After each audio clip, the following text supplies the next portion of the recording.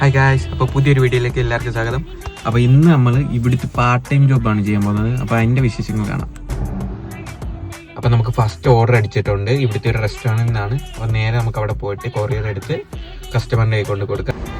അപ്പോൾ ഗൈസ്, ഇതാണ് നമ്മുടെ റെസ്റ്റോറൻറ്റ്. നമ്മളിപ്പോൾ റെസ്റ്റോറൻറ്റിലെത്തി നേരെ പോയിട്ട് ഫുഡ് എടുക്കാൻ പോവാണ്.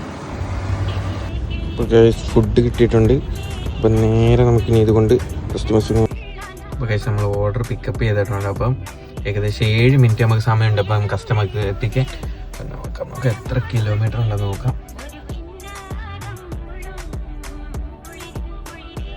ഏകദേശം ഇവിടെ നിന്ന് 4 കിലോമീറ്റർ അടുത്തുണ്ട് കസ്റ്റമറിൻ്റെ വീട്ടിലോട്ട്.